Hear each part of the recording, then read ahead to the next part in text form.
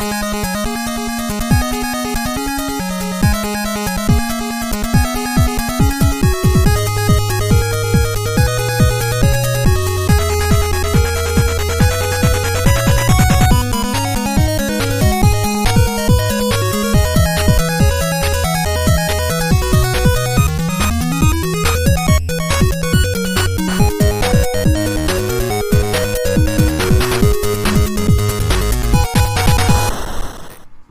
are live here, ladies and gentlemen. This is episode 175. I had to double check. Yeah, 175 of Bloody Thumbs podcast. The first episode of the new year, 2016. Whoop whoop, as the young kids like to say. Yes, and you know what? It has been a long time, Splinter. You know, I haven't seen you since last year. Yeah, you make it sound like it's been forever. That's the thing. When it's weird how you try to phrase things that happened maybe last week or so ago, and then you have to say last year because it was last year, but it was only 2 weeks ago. That sort of jazz is like the best thing, and then people still saying Happy New Year's, and then there's like, no, it's not New Year's anymore. It passed. People still, it's like a cultural thing. Like you'll say Happy New Year, or like New Year's, or even though it's like really you've already celebrated it, so there's no real reason to keep doing it. But just like celebrate that time of the year. Like same thing with like people will still say Merry Christmas after Christmas has happened. Exactly. People still celebrating Christmas because they have the Christmas lights out there still, so they have it for like three or 4 months before they take them out. Oh my gosh, there was a guy who had his Christmas decorations in the place my family lived before we moved, and he just kept the decorations of like a Santa reindeer on the lawn or like to the side of the house, and it just like the whole year round. And like it's like, listen, dude, you're not fooling anyone with where you're keeping all that. It's not going to be like who's the guy who's obviously too lazy to put the stuff away. Oh, it's him. Don't know. He's got no space, so he's left it all out there, or he's just maybe likes to brighten up his house. Everybody likes to have some lights out. It doesn't necessarily have to mean that it's Christmas lights, but they have it out on display. To say it's right here. I saw some crazy thing on the news a while ago about these projector lights, these kind of devices that they have selling, like those made for TV kind of products, where it's supposed to project like Christmas lights onto your house without the actual Christmas lights. Oh wow! And it looks pretty cool. I haven't tried it out myself, but it's kind of has a cause of concern because the lights may be shooting up right when the planes are like landing somewhere, or planes are flying over houses, and these projector lights are maybe getting so powerful or high up there that it's to blind out the pilots up there. It's so crazy. Remember when laser pointers were all the rage back in school? Just because the only reason it was like entirely predicated on the idea of like, hey, we get to piss off the adults. 50% of the sales were for professional reasons, and the other 50% was just to point it at the back of the substitutes' heads when they were looking. that 50% of like professionals, just like those are for teachers. The other 50% for pointing their laser pointers at the teachers. Yeah, it's a lot. Look at that synergy right there. It's all going back to the same place. But I'm telling you, they're trying to regulate. They've passed a law to regulate, do background checks on guns now. They should definitely do that for laser pointers. Absolutely, But as always, folks, we're back again. I'm glad to be back again for the new year to record the podcast. I wanted to do this as soon as possible, just so that we kind of get the progress going like we've always been doing, trying to keep it consistent and have it posted on a Tuesday. Even though I say we record it on a Tuesday, usually I post it on a Wednesday, depending on how late we go in the recording. So that's the way to go, just for now. But Hello. Did we lose the CH man? Uh-oh. Well, we'll see if we can get him back. Let's see. Whoa. There we are. Hey. Hello. Welcome back. Hi, good to be back. Well, as I was saying, is like I wanted to get back into the consistency as we've been starting out for later around the last year when we were becoming more consistent in coming and doing the podcast live, usually on a weekly Hmm. basis. So everything's going a-okay for that end. We topped off the year in podcast really well. We did our end of the year podcast with the BGB guys. It was a fantastic recording we did. Yeah, It was a lot of fun. I'm glad to have been the moderator. It was a tough challenge, but I went up to the challenge, stepped up to the plate, you man, were an excellent moderator, I gotta say. You managing like four guys on the on the chat. It's very hard, even over we were all Skype. going off in different directions. Just like we were talking about a game, then we would talk about celebrity, and then we talk about like that celebrity in a movie, and then you had to like the very difficult task of like throwing the lasso around all of us at the same time. Like, okay, come on, let's bring it back. Yeah, it was certainly a challenge that I was more than up for. We did that kind of before with our GTA 5 review, not so long ago, but it was a lot of fun to kind of keep everybody in track and also give them my 2 cents a little bit. Just wanted to let everyone get their say in because there's definitely a lot to have talked about for the year, and also just due to the fact that we had so many people on at one Skype session with no issues at all. It was just a surprising, monumental feat. I think we were blessed. We were blessed. BLEZEDT, blessed. Yeah. And surprisingly, my do you remember that my internet access only crapped out the second that we stopped recording? Yeah, it was right after that. It was after the recording. CH's hinted us when it decided to go poo poo, as the kids like to say. As- yeah, it was fortunate that didn't break down. Then just like the old station wagon that's like breaking down, but you just want to get to the concert and back home, and fortunately it did before the wheels started falling off.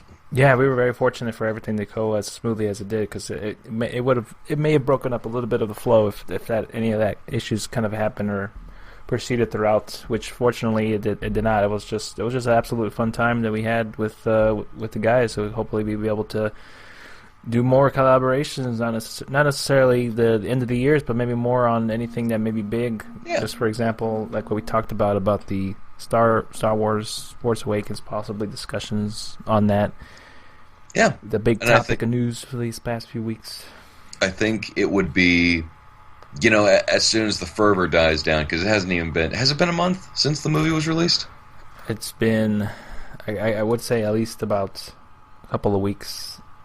Because I think like that movie is so big, and so many people want to see it and don't want to be spoiled on it, that we would probably do almost better than to have kind of our spoiler discussion after all the majority of people have seen it, like for a spoiler talk session.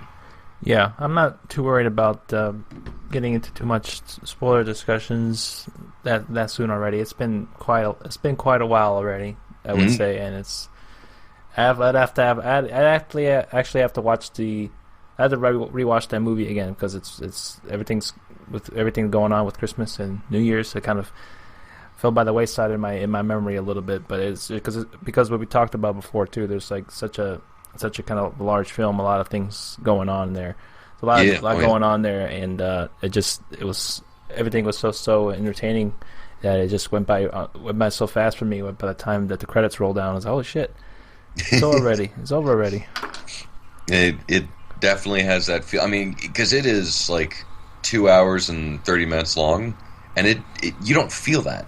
It feels like maybe the length of Dread, where it was very concise, very short, and did it all. This one felt like, to the film's credit, nothing slowed down. Everything was that modern pacing and sensibilities. Yeah, everything And was just on par. Really, everything seemed like it was just not. It felt like nothing was there in any kind of room for it to be cut. A lot of movies feel like there's a lot of filler sometimes, Mhm. especially like especially the big blockbuster ones, or has some kind of fill. For instance, like for A Good Day to Die Hard, you could cut the first frame to the last frame of that film, and it would be a much better film than what we got. Yeah, that was. I have not seen the entirety of the film, but I just it never really interested me ever since the last one with Timothy Olyphant as the villain. I thought was decent enough, but I didn't need to see any more after that at that point. Well, I mean, that was the kind of that one was like the final one. That should have been the final one, because it's like, okay, the craziness that happens to this one cop is just so unbelievable. And that I mean, and none of the other films have been as good as the first Die Hard, which I still, not only one of the best Christmas movies and action movies of all time, right, but one of the best American films ever made. I will easily hold that up to Godfather or Citizen Kane and say, no, this is actually a really well put together film, and there's not a single wasted thing in this. And the big problem is that, like, okay, we need to suspend disbelief more and more and more as the sequels go on, to where in the fourth one, as eloquently stated by C. Robert Cargill, he's tap dancing on the back of an airplane, where it's like, okay, now disbelief has been suspended, and just the yippee-ki-yay motherfucker line has been pounded into the dirt. Yeah, it's definitely been. It's been oversaturized over the years, just more of a quick money grab at that point. Ever since like probably the first or second Die Hards, they got so successful at the time. I mean, it's even the first one. It still holds up really well, even because we're still talking about it. That's the one that everyone always goes back to, as kind of wanted to go back to that point of the filmography of that series. But you can't. They feel the need of topping each movie, and you can't really go back to the simplicity of how well done the movie was, just for this kind of a smaller scale. It was just for it being in a building. In a building, pretty much. Everything has to be on a grander scale nowadays with bigger action movies. Lots at stake. The world's at stake. The galaxy is at stake. They got to ratchet up. There aren't those kind of small, intimate movies anymore, where the first Die Hard is really it's a bank robbery, and that's kind of it. There's nothing.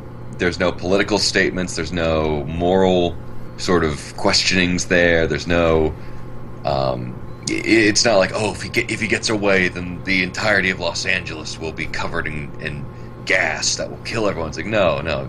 If he gets away, then a lot of people will die in the building, but that's it. Like, but they just make it so tension filled because you actually care about the characters, and yeah. And like that movie was so successful that everything, kind of those types of Die Hard imitators, or movies that are like, okay, these are action films set in a small environment and with a couple of characters, and everything has to lead up to be built over each other. That's Die Hard. Everyone will say, okay, that's Die Hard. For what was it, Air Force One, which. Still a pretty good movie, but it's Die Hard with the president's plane. There was what is it? Speed was called like Die Hard on a bus. Yeah. and those types of even Dread was is that just like one building? That could be just like a science fiction version of Die Hard, where it's just these people are in one building and they're trying to in one environment and trying to get out. I love that simplicity. It just makes for a better movie, and it's just kind of there's more well paced and well grounded. It's just kind of more realized rather than just kind of going over the top a lot, like the White House Down.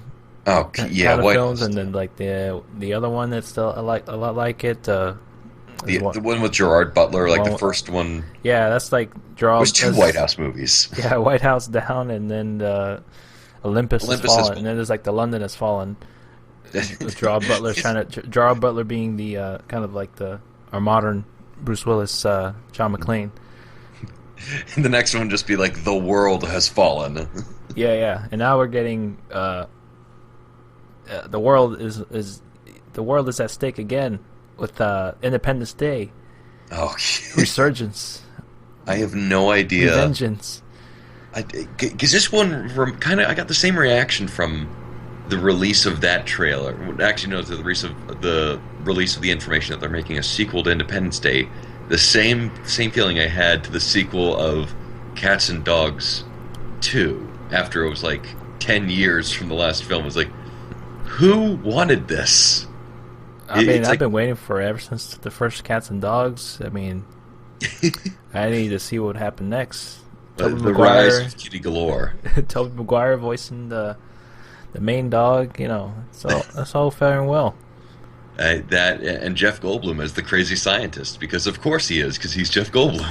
Absolutely. Same, it was kind of the same thing I thought of when I was watching Sin City, A Dame to Kill For, where it was like, okay, this is, it's not bad, but it feels like it came way after the time where it would have been more prevalent. Yeah, I remember seeing that a while ago, and I think when it came out during the weekend. It came out. I didn't have too much high praise or low praises for it. It was just kind of a middle of the road kind of film. It just felt like it was very out of place, like you mentioned. Like it should have come out a couple of years ago. If it just doesn't seem like, it seems more like a little side stories to the main film, and it probably would have been better suited for like kind of like a TV movie rather than just like a full-fledged release, to be honest. Mm-hmm. But I thought that I'm very impressed. I just like the aesthetic of those movies.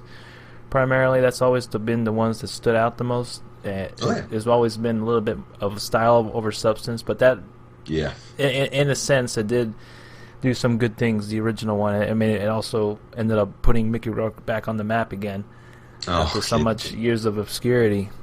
Everything else in surgery.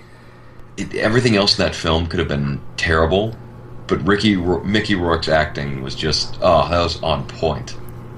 It was, and of course that has to be offset by Clive Owen and his American accent. Yeah, I forgot. And his character got replaced kind of in a. It was the different actor because he had a different surgery. Josh Brolin, yes. Yeah. The in-universe explanation in the comics is, and as well as the movies, like, oh, he got a new face, and in this one, it was pretty much just like, yeah, we really don't want to get Clive Owen back on the line again. He tried really hard for his American accent, but he doesn't. It was just like sort of a weird, like that was like, okay, they had the cast of Downton Abbey on. I think it was the Late Show, and they had them try to say their scenes in American General, like, and the father of the Downton House was trying to do an American accent for the first time in his acting career, and it's like, yeah, hey, this sounds exactly like Clive Owen. I guess he just like must have wandered on, like Clive Owen was like wandered on set one day. It's like, okay, so when are we starting? What are you doing? What do you mean? You're saying your American accent, right? I mean, if you don't use it, you can't be in the movie. It's like, oh yeah, I'll just I'll do my American accent as soon as the cameras roll. And then this is what we got. Yeah, I love him, and I never understood why. It would have been kind of cool because it was such a kind of a cult classic. Was never made a sequel to Shoot 'Em Up. That would have been really cool. Shoot 'Em Up is awesome because the director, who is the writer and also writer of the film, just pitched the idea in like story in flip book form to like anyone who had listened to him, like as producers, and that just takes brass. And wow, Paul Giamatti, good villain. Well, he's great. He's great in everything. So that was just more of the icing on the cake for that movie that really helped the work. Mm-hmm. But beyond that, I'm really excited to see where we go from that. I like to see, hopefully, be able to do the more of a discussion of the new Star Wars movie at that point. I'm actually going to go see tonight, a little bit later after we do the podcast. I'm going to go in for a late showing, but call me crazy because I got nothing else to do. I don't start work till next week, so I'm gonna savor all that time off that I have Dude. left before I begin. But I'm gonna watch the Hateful Eight later, like around 10 my time Oh, over here. So I'll probably get home at 1. I'm gonna well, watch it in 70 millimeters. oh, but again, glorious 70 millimeters. Yeah. I definitely got to catch up on that one. And please, if you need to, if we need to hang up the show a little bit earlier so that you can get to the theater at a good time, please let me know. Oh, no worries. It's gonna be about 3 hours from now. So it's I got plenty of time. So I'll be good.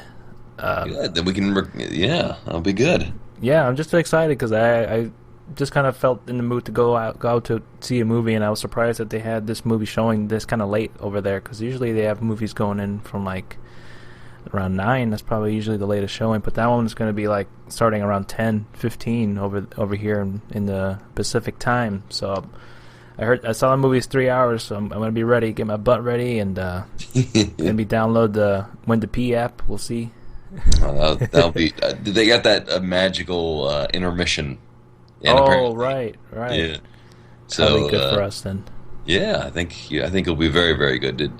Tarantino, man, he's. I don't know if I respect him or not. Like, you know, the saying is like, I don't like him, but I respect him. I don't even know if I respect him. And it's this weird thing of like, okay, he likes the old school stuff, and he wants to bring back a lot of the majesty of going to the theater. But then he says like stuff that makes no sense. Like, he doesn't want to do, like, when someone asked him, like, oh, you're going to do, like, he said he's going to do 10 films. I think this is his 8th one. And then he's going to do 2 more, and then he's going to retire. And someone asked you, like, okay, so what if someone like Netflix offers you a deal for a TV show? Like, he hasn't said that TV's out of the realm of possibility. But he's saying, sorry, jumping over myself. What would happen if you would to have Netflix offer you a deal? And he's like, yeah, I don't like Netflix because what I like to do. That's all. This is also trying to be my Quentin Tarantino voice. Yeah, I want people to be like sitting down and watching it on a full screen, and like a television screen would be the biggest one I'd be okay with. It's like, Quentin, most people watch Netflix on their television screens, right? This isn't, it's not like, oh, they can only see it on their iPhones. Like, people don't watch Netflix on their iPhones. They can listen to it and just like see a singular color from the screen when they're watching on their iPhone, but it's usually through an actual television screen. Yeah, he strikes me like one of those kind of very traditional movie-going guy. Like, he's very into the idea, in fact, which is not a bad thing at all. I mean, I don't know where we're gonna go in the future, but it's more of like the sit down movie theater kind of experience, and he's kind of like the guy that's into vinyl, and he'll tell everybody about vinyl. Oh my god, he is. He's the film hipster. I love it. He's the film hipster. I mean, I got a vinyl too, so this is a recent purchase for me. So I figured I'd give it a shot. I've only been able to. It's a little bit difficult to afford, especially with the newer vinyls that come out nowadays from new artists. They're a little bit pricey. But I've been actually just purchasing some cheaper vinyls at local record stores that way, like 50, 99-cent vinyls, and just kind of going at it, looking through their whole catalogs. I like being surprised with the types of music I find and listen to just based on the cover art alone. So that kind of has always been my kind of cup of tea to really delve into. I've listened to a couple of pretty good records on the vinyls. There's just some very obscure artists I never heard of, but I've been enjoying them. That's the kind of like the record hunting I like to do. That's the part of the vinyl, getting into vinyl that I like the most. Not necessarily purchasing the newer vinyls nowadays, but maybe every now and then. But I'm not sure if I'm gonna get into it too heavily, but I like it so far. Yeah, because it does take a little bit more of a financial investment, since you're buying the entire album as well as on a not as massively produced medium, and it's not going to be, because you'll go on iTunes, you'll buy like, hey, I like the song from Bastille, I like the song from the Allman Brothers, I like the song from Halsey.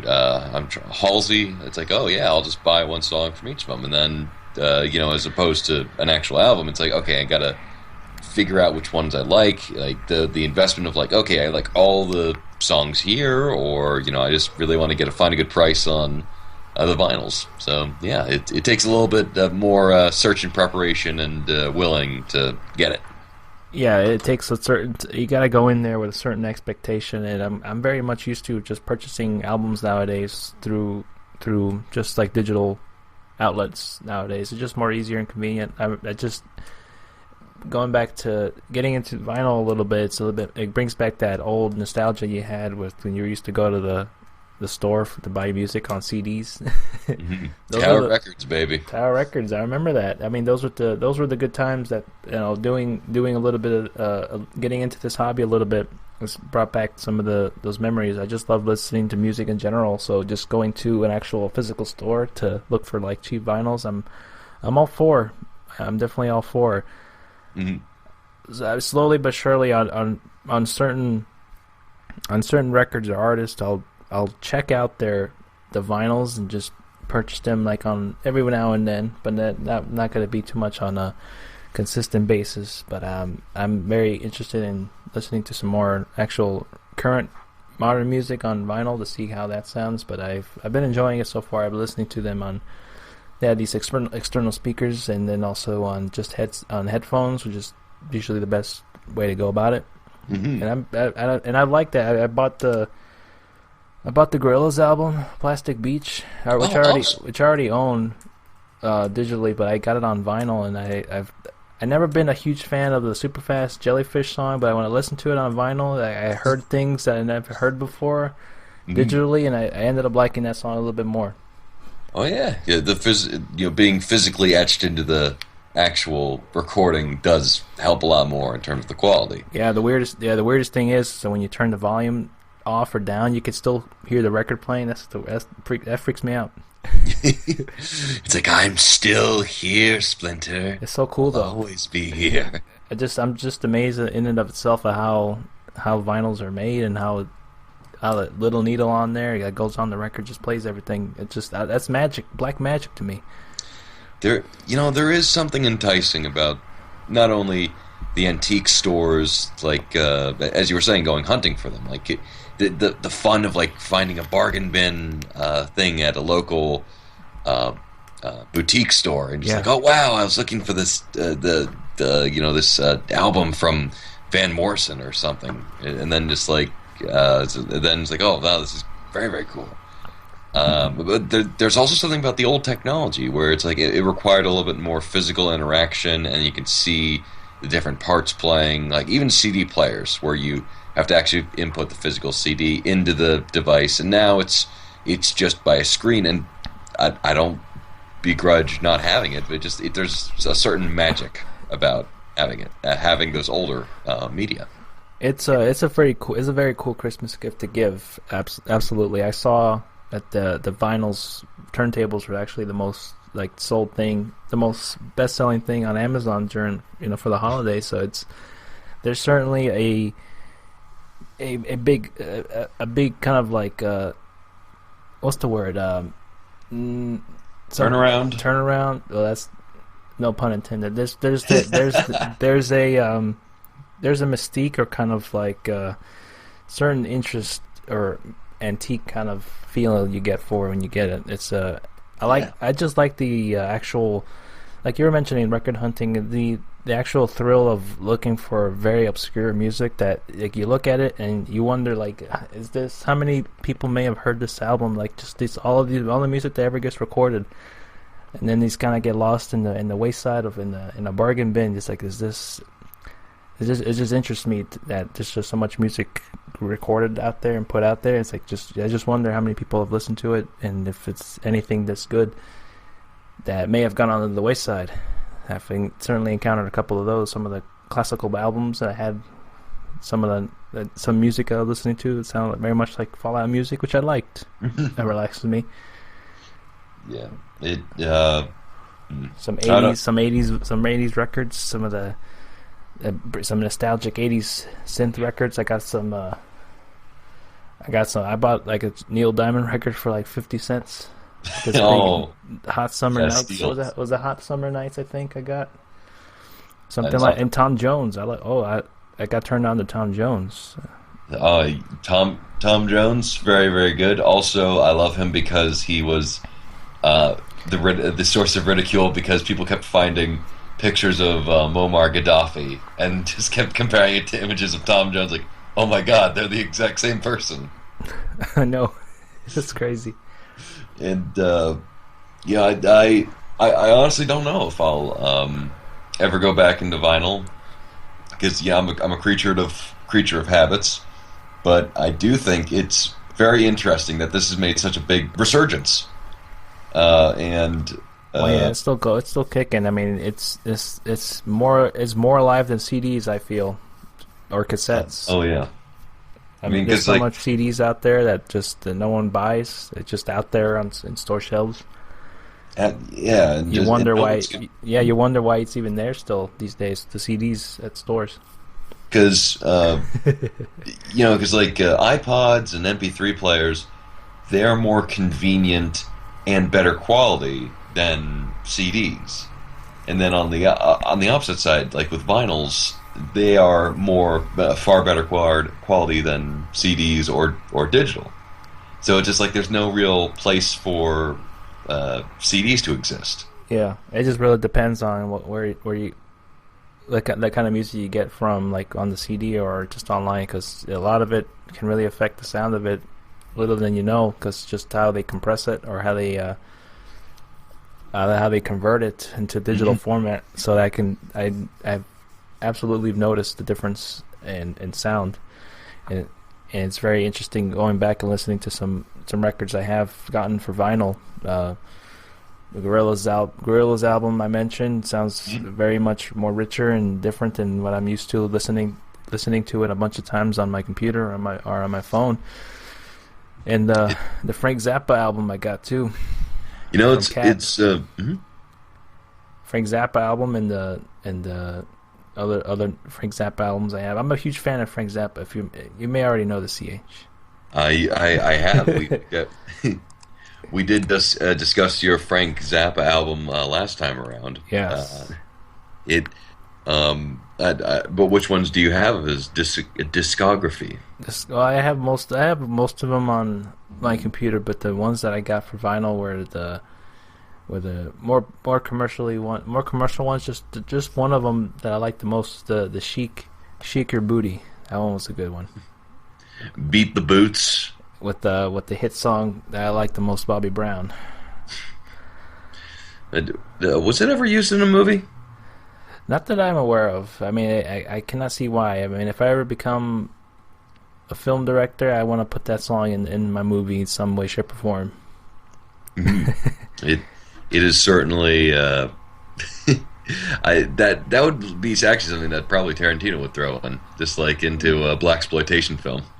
I wouldn't be surprised. I'm just very excited to go see the Hateful Eight later tonight, and also the Revenant when it comes out. Hopefully, it comes out at my local reserve theater over there, where I can reserve some seats. That'd be nice to watch there. Mm-hmm. And besides that, those are the movies I'm looking forward to the most. But beyond that, I've been trying to keep up a little bit with some games. I know we didn't have too much time with the holidays and everything, the New Year's, and my birthday coming up in 2 days. Actually, oh my goodness! Ooh, someone might be getting some presents in the mail. I'm gonna be 25-year-old man over here. Quarter century banging. 5 years from 30, and I thought about it. Oof! Come March, I'll be 26. It's an adventure, and just every day is the day that no matter where you are in life, that's where you are. Absolutely. Welcome to the chat, Steve Rome. Thank you for joining us for the New Year first episode of the 2016 Blade Thumbs. I'm very excited for you to come on by and share your time with us. And beyond that, CH, I'm very much enjoying the life as they say, and I already showed you my Witcher tattoo I got. I can't Dude, it believe looks awesome. I can't believe I got 3 tattoos last year. You got a very very nice collection going on, and also ones that I just absolutely applaud you for. That is some damn good choices. Yeah, they're really well done, and this last one was a little bit more harder than the other ones because the forearm, it doesn't have much meat over here. I got unusually thin forearms here, so it hurt a little bit more. I had the vice grip on my clenching my fist throughout the whole session, but I powered through, and it came out really nice. Dude, I'm not scared of needles, but I will avoid them if possible. They're not too bad. There's some kind of study I read previously that there's this kind of like endorphin or kind of sensation feeling that goes through your brain when you get a tattoo. It's just like, do you like? I guess because I'm a masochist at heart, with me loving Dark Souls and Bloodborne, I like feeling the pain. So that's what kind of keeps me coming back, and also just being able to put on some nice ink on the on my holy temple that I call my body. It feels good. I'm the kind of guy who enjoys God mode, and on the easiest setting, and then pretending like I actually completed it on the hardest difficulty. So I'll get like a temporary tattoo of Beast Wars, or trying to find maybe something like a Harlan Ellison novel to put on like the side of my face, just like, oh, that'll be temporary. That will be temporary, right? Yeah, we'll get some alcohol in you, CH, and you'll get through it. We'll get through it. When you come to Vegas, we'll go get you some ink. You come back home with a whole sleeve. I'll you know what? I don't want to. If I do get a tattoo, I don't want it to be something like Mori, where it's like I don't disrespect people who do it, but just like I know, even though it looks cool, I know nothing of the culture. I know nothing of the celebrations, and I'm not going to be one of those douchebags who just like decide to like, yeah, I'm so awesome, I'm so swole. Like I'll get one of those Mori warrior tattoos. Like, ooh, can't enjoy that. No, you just get what you feel that you would like on you, and if it's something you've thought about for a while, then that's the way to go. And it not necessarily has to be anything a whole full sleeve. I didn't intend to get one either with Bayonetta. It just kind of ended up that way, and the Bayonetta one came out really nice, and just that was the way to go. Really go all out, or just don't go at all if you're gonna do that amount of detail like the Bayonetta tattoo that I have. It was a great experience, and I never thought that I would have this much at this point. I have 4. I kept it at an even number. I have 4 tattoos, so lucky numbers. Lucky numbers, and we'll have to see. I mean, there's always a possibility for more, and then I've always loved a lot of things, entertainment and media. So I like to get probably something else. Who knows? I haven't decided what kind of design I would like if I were to get like a Mass Effect tattoo, which has always been one I wanted. But it's hard to find a good design that you want to stick with because there's so much to that series. I mean, what you would have to think what would be something that would sum it up as a whole, you know? Blasto. Like the Witcher pendant, that one kind of sums it up as a whole. I love The Witcher. That's the icon of the entire series. Maybe N7, but that was a little rough there. Maybe the Alliance logo, or like a Paragon or Renegade. I always thought of putting it on like left and right arms, like the Renegade and left and Paragon arms. Would you do that and like go to pay for your drink, just like Renegade option, like just take the drink and don't pay for it. Paragon option, like pay for it, and also the bartender's extra like 30% tip. Yeah, that's the ultimate Paragon way, like the first Mass Effect. You're way Paragon in those options you had. That will be the way to go, CH. I know that if you were to get one, you probably would like to go for a Halo tattoo of the sort. I am terrified if I do have like the UNSC on my shoulder or on my back or somewhere. People are going to think like I'm a Marine, and like will actually want to fight. He's like, I don't do that without being able to press RB. You know. Part of the Covenant, see. Or I could do the Covenant. Then people will. The only problem with that is like if I show that to women, they'll be like, "Hey, Covenant." They'll be like, "Thank you very much." Then just walk in the other direction. Well, it's a tricky situation, CH. It's not too bad for me being kind of not having too high of a pain tolerance. It's not so bad. I think the worst part maybe for the Witcher one was the hardest part. Probably like the more smaller, thinner, lesser needles that were just there for doing the lines. That one hurt the most. But actually, just kind of like brushing it over, filling in colors. Like they have more needles than that single putting it as a line, lining it up. That was just I stumbled through that. That one hurt the most. And because there's less skin on here on the surface over here. Oof, it's still healing, kind of. It still feels. I can still feel the lines. I cannot imagine doing it, having a tattoo on your foot. Of how thin and sensitive that skin area is. I don't know how people do it. I don't think I would get one on my foot. That seems a little. All the foot tattoos I've ever seen look kind of nasty. They don't look right. They're not supposed to be on your foot. Well, and it's such a thin, like probably this thin layer of skin on your foot for the most part. That'll hurt the most. And also on eyelids or like on ears. Like I can't. It just like I don't even think like on the thickest layer of my skin I would really want a tattoo, and I think I could withstand that pain. I can't even imagine just like on the more sensitive issues.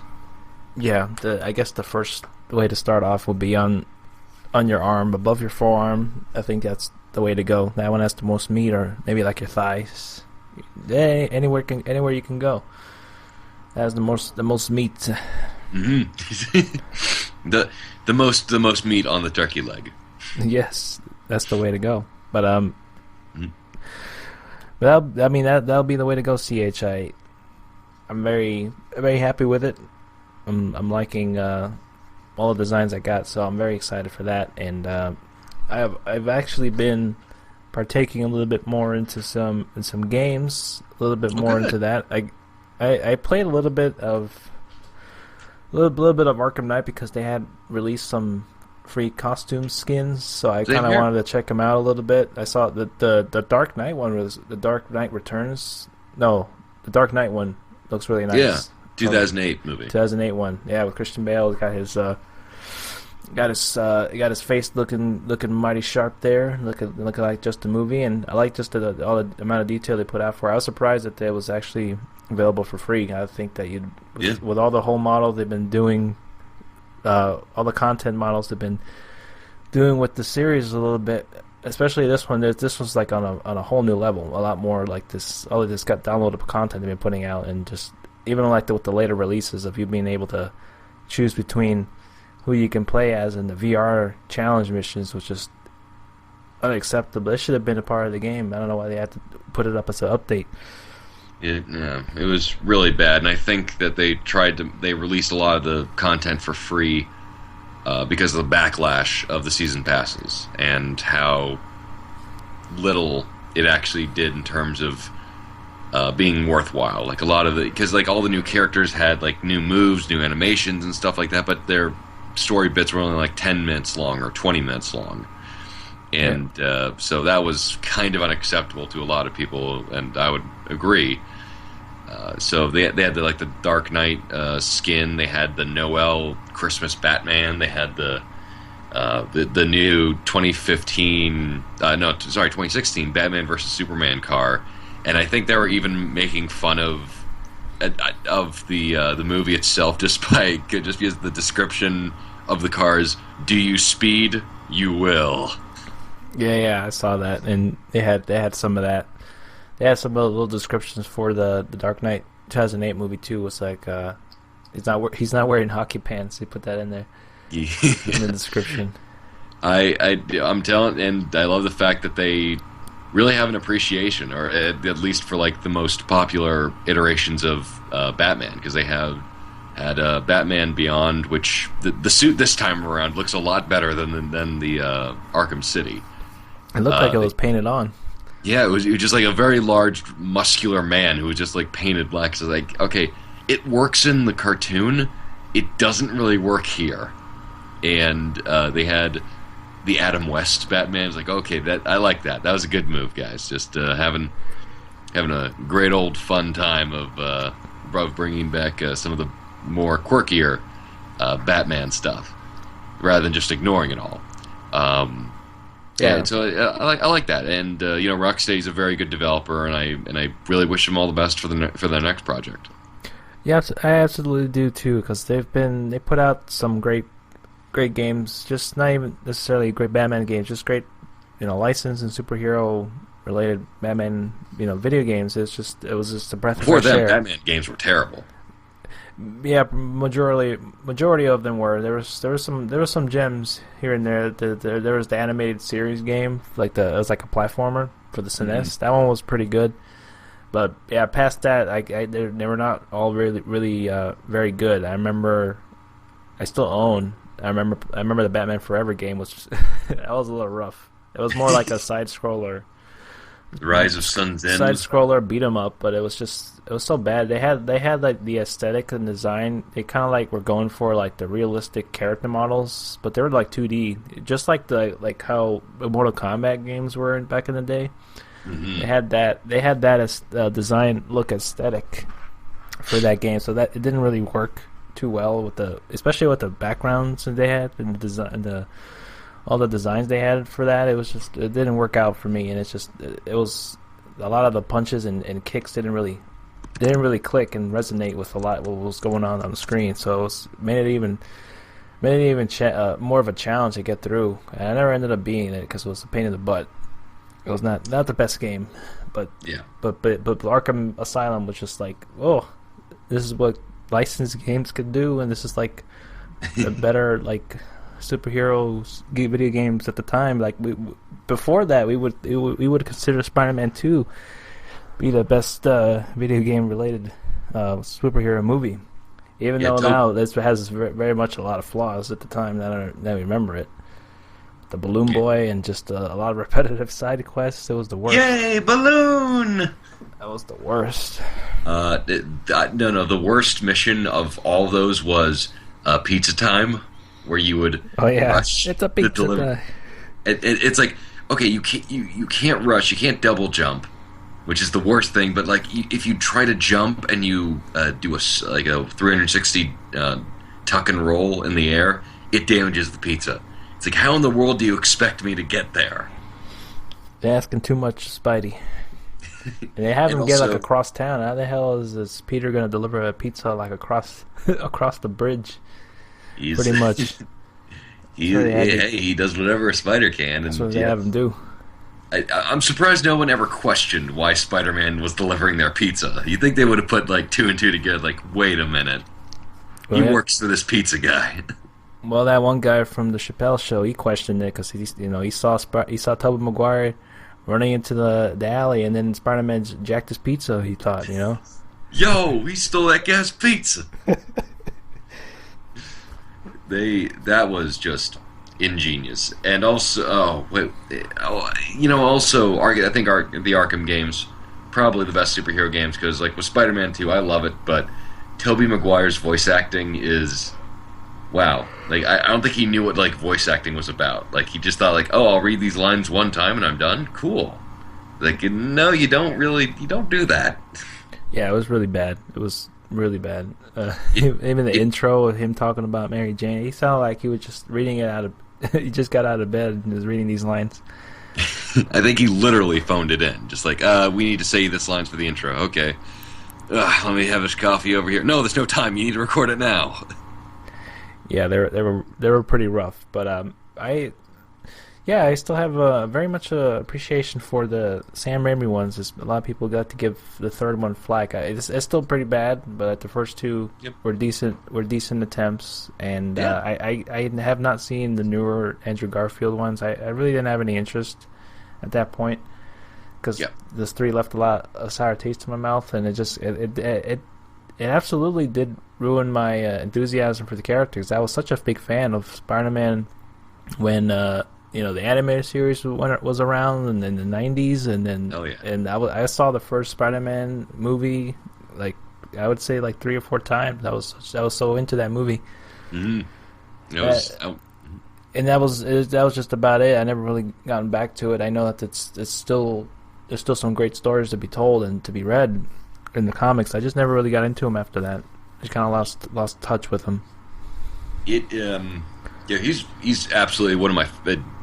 Spider-Man's my favorite superhero of all time. Peter Parker's one of my favorite fictional characters, and right. I was really let down by that third film, and I was in so much denial about like it not being good. It's like no, I just need to see it again in a different light.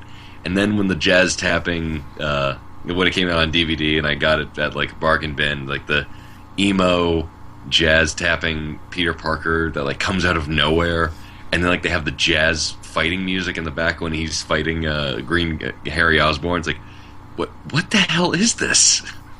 Yeah, it was just so out of left field, and it's just kind of the whole personification of just the movie was absolutely just a lot of manipulation going on behind the scenes. No, the studio demanded that Raimi put Venom in because he wanted to do Vulture, and that it just said like, yeah, that's not going to happen. But also, just time has not been favorable to the depiction of Mary Jane in the movies, where it's like it's not that she's always the damsel in distress, which is kind of a problem these days, but it's the fact that she's absolutely the worst girlfriend ever. Like she will cheat on you at a moment's notice and give you no explanation why. And then, a lot of flip-flopping going on.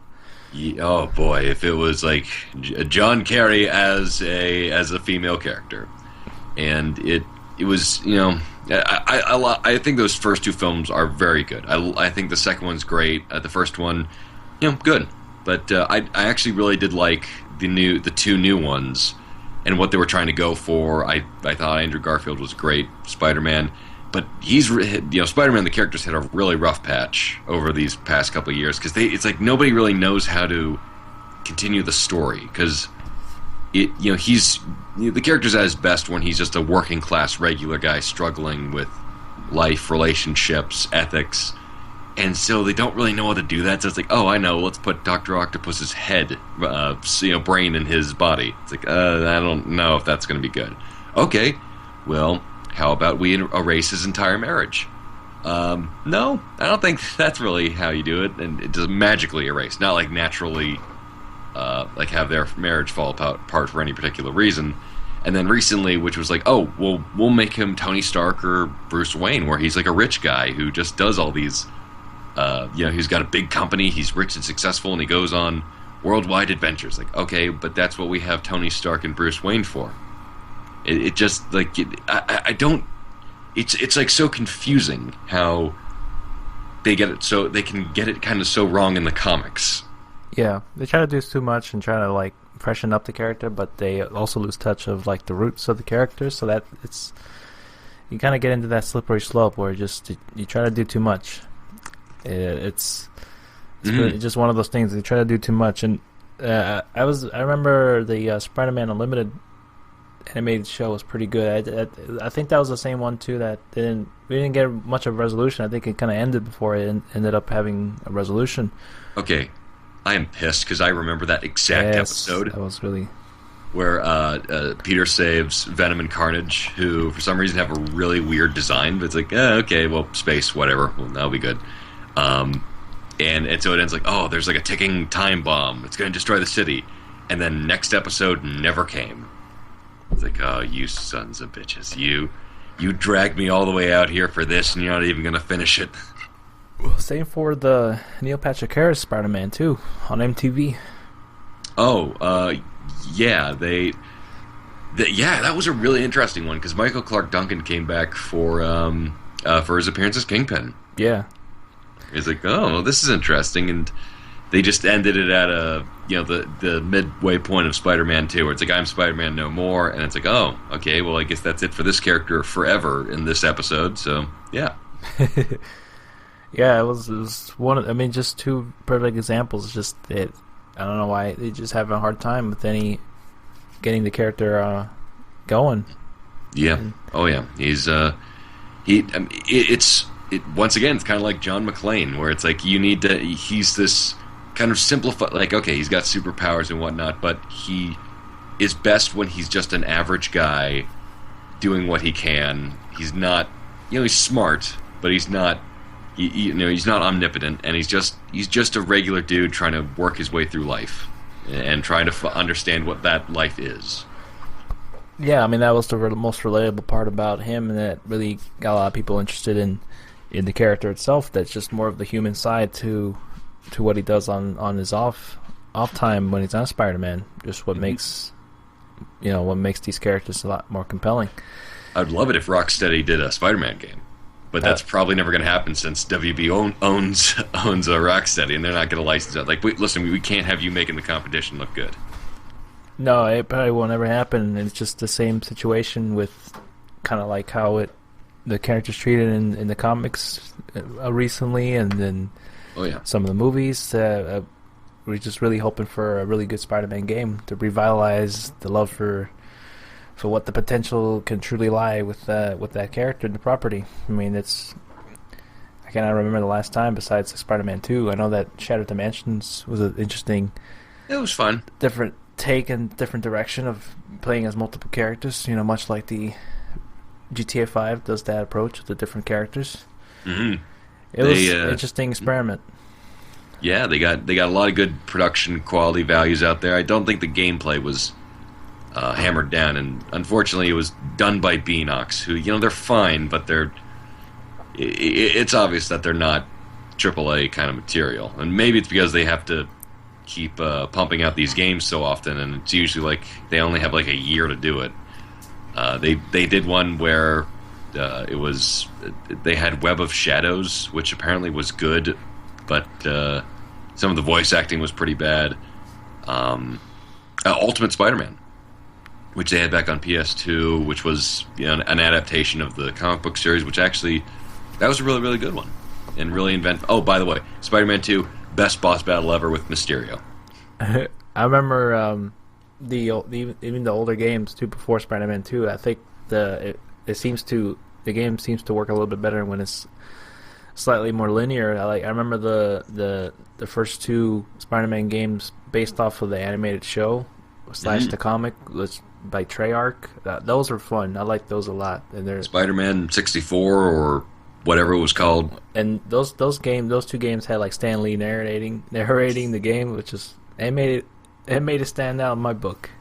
What was it? Dr. Octopus with the Carnage symbiote suit. That actually terrified me when I was younger. Like, wow, that is scary. That one was terrifying, and what you had to do in that mission was so intense because it was exploding factory or some facility going on, and you had to swing out of there through like this large floor tunnel kind of thing, and the explosions coming up behind you, catching up to you, and just have to keep swinging until you got to like the checkpoint. It was just so intense, that part. And if you were touched by Dr. Carnage Octopus, it would be an instant kill, and it would be this like terrifying noise of him like trying to speak, but it sounds like he has like oil dripping over his mouth, and it's like, oh, ugh. And not of course not the most not the best written narrative in the entire Spider-Man universe, but at least it was competent. I like the fact that they included Captain America, the Human Torch, Black Cat, all the other staple marks. And it showed like, okay, this is a big universe, and he's a part of it, and he's got his own stories going on, and it was very good. That's what I liked the most about it. They were very true to just kind of what's going on in the universe of the comics. It's just a minor character. Well, in a big universe of other superheroes that just happens to come across paths with the Daredevil, the Black Cat, and all these other all these other characters in the universe of Marvel. There's just so many out there, and it was really cool to hear the Christopher Daniel Barnes voicing Spider-Man too. Brought you back to the animated series, much like Kevin Conroy did with Batman. It was much similar to that at the time. Mm-hmm. Because he was youthful without being naive. He was fun without being too goofy. It was and much like Kevin Conroy, how he balanced it so well. I felt the same way with Barnes. And it was like, oh man, I just wish he would have gotten Spider-Man game as good as the Arkham games that they had. Yeah, his performance is my favorite, version of Spider-Man, and how he's just like you mentioned, very still young but not naive, and just even as the later the show went by, he looked a lot more older than he was, because it wasn't in high school at the time. I think he was probably in college at the time. Mm-hmm. And that's what I liked the most. That was my favorite interpretation. Yeah, because and once again, I've talked about where the censorship laws were ridiculous. For I'm very, very jealous of you Batman fans with the animated series. How you got to have like actual guns and like people punching each other, and things that never could happen with the Spider-Man animated show, where to the point where they were like, yeah, we can't have him hurting pigeons when he lands on a rooftop, so make sure that there are no pigeons in the shot. Like, you gotta be kidding me, guys. Like, just terrible. But they managed to make a great series out of it regardless, and it was one of those staple marks where I was like, yeah, I really like this, despite the censorship problems. Yeah. Well, speaking of censorship problems, we got announced that we're going to be expecting the Daredevil show coming in March, which is not censored at all, as you may see it from the first season. Oh my God, no! That show is gratuitous. Some of that violence. I mean, over the past couple of years, ever since The Walking Dead came on, there has been no shortage in violence that pushes the envelope. And with the first Daredevil series, the first Daredevil season, they were not afraid of showing really disturbing and violent content. Not at all. It was just it all panned out well for the show. It was all done in the context, not necessarily, I would say, for the shock factor. Well, part of it was more of like the more scandalous part, mm-hmm. for the most part. Yeah, I had no idea that there was Steve Arone was mentioning that I had no idea that they were even doing a Daredevil game that was once canceled. There's so many games out there that never got to see the light of day that were so early in development. I remember there was the Batman Gotham Light by that one. Gotham Gaslights. Gotham Gaslight, something like that. It was like set in the Victorian era in London, which was a really interesting take. Even that comic itself, like in Batman in the 1800s, was chasing down like the Jack the Ripper. Mm-hmm. That would have been a cool game. The Gaslights game would have been cool. I always like, for some reason they always get, not for some reason, they always get very interesting Elseworlds of Batman going on. Like they had the anime adaptation. In terms, it was like a little short, very, very cool. They had, of course, Batman Beyond, which was an alternate interpretation that they just took to the nth degree.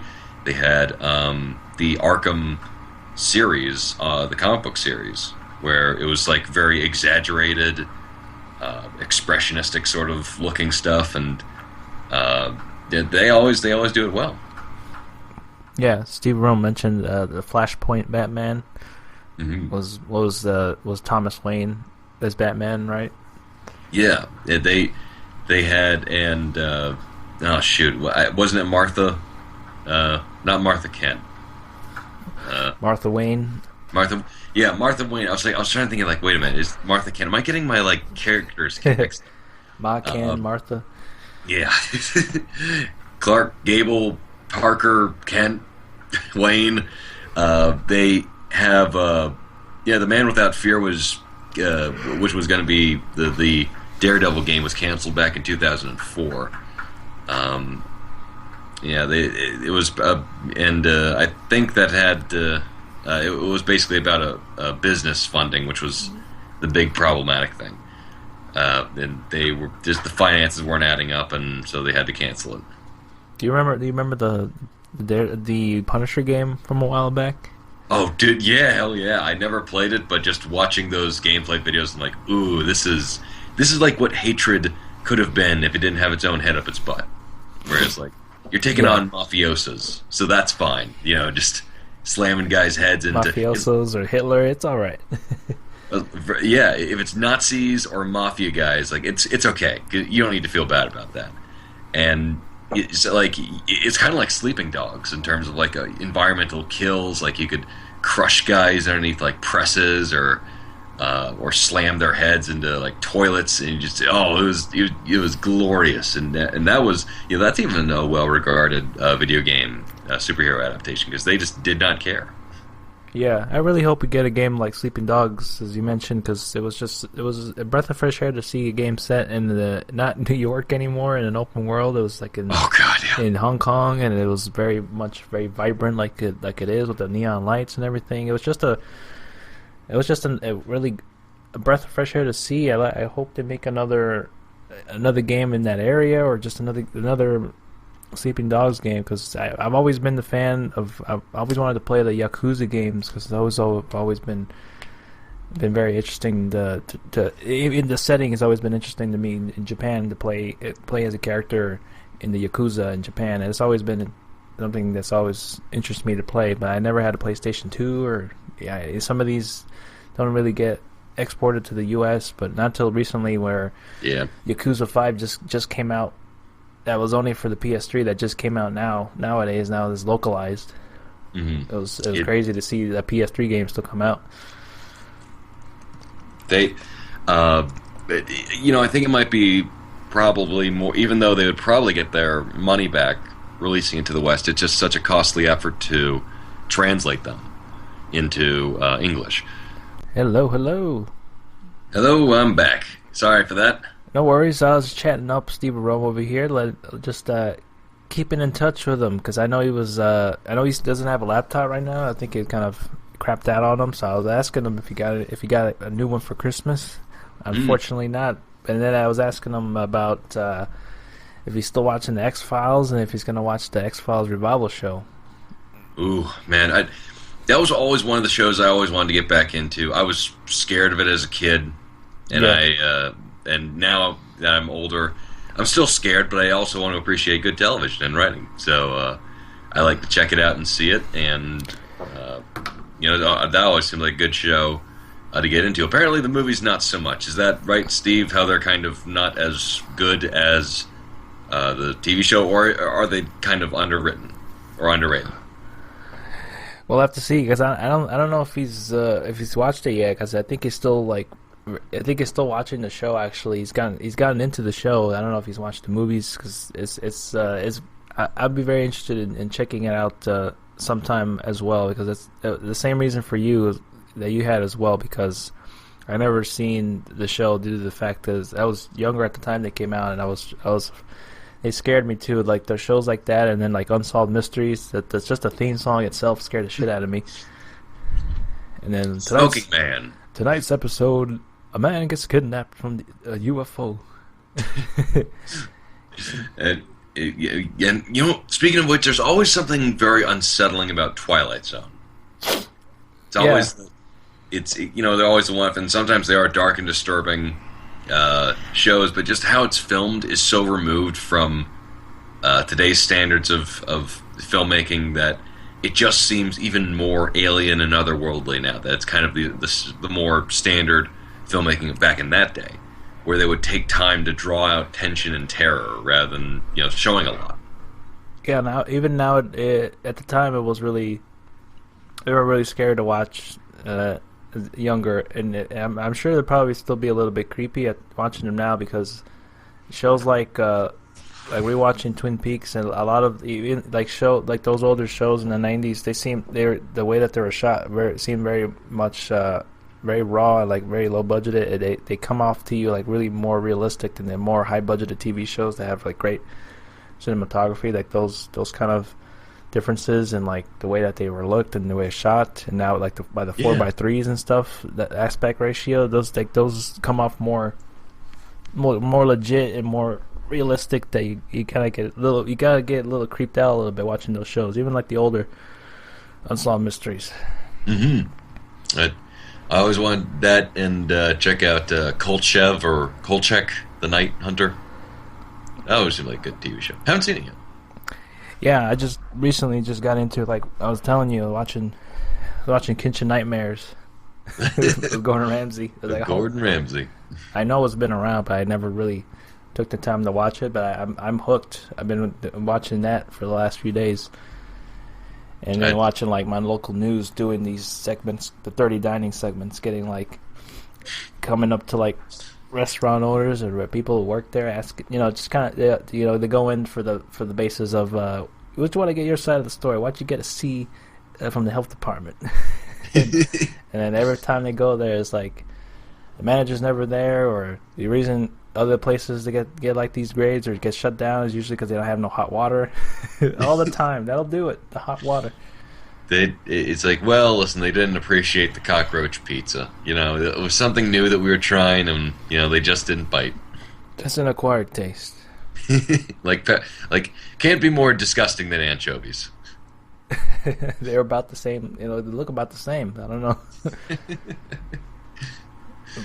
And I'm sorry for rudely interrupting you before I ran off. What were you on before? It was Sleeping Dogs, and how we liked, I think, different cities that take place in the world. For the most part, I like to see more games take place in that setting, and just also the fact that I've always been interested in playing the Yakuza games, but I never had a PlayStation 2 or 3 at the time because I didn't have money at the time, and all I could get was a GameCube, so I never got to play them. All right. And now with like the recent release of the Yakuza 5 on the PS3, just because it just came out so long ago for that console time, and then it was just recently localized. I just hope that we get those. I get to play one of those games sometimes. Either if not, I'd have to get like a PS3 for cheap, which is not really hard to find, but and check them out because they've always been interesting to me. They always seem like Japan simulators, but since I've been there already, I want to go back in some way, shape, or form, virtually or realistically. I gotta tell you, man, this all you need to do is just replay Binary Domain and wait. I think that is Japan, right? There are giant robots walking around, and the cities are flooded. Yeah, a bunch of androids and all sorts of shenanigans going on there. Man, you talking about bringing that up makes me want to go play it again. That game was so much fun. I love you, Big Bo. Big Bo. And it was just so unexpected to the fact that they had kind of like slightly different endings depending on, I guess, the cooperation you had with your squad mates that it would determine like who would end up surviving at the end. It was just so out of left field that you didn't even expect it. It was very, very well. I love Binary Domain is the kind of direction I wanted Gears of War to go into after the first one, where the first Gears. I actually think Gears of War 1 is probably my favorite out of all of them. And I thought, like, okay, this would be great if we had a little bit more squad interactions, if we had something that was like a little bit more influencing in terms of showcasing character as well as gameplay, and Binary Domain answered that in just full whole hog. They try a lot of different things that you wouldn't expect from like third-person shooters, just for the unorthodox method of you being able to plug in your 360 headset to give commands, which I don't think I've ever tried it, but if I did, it didn't work out as well as I thought it would, so I just kind of ended up not using it.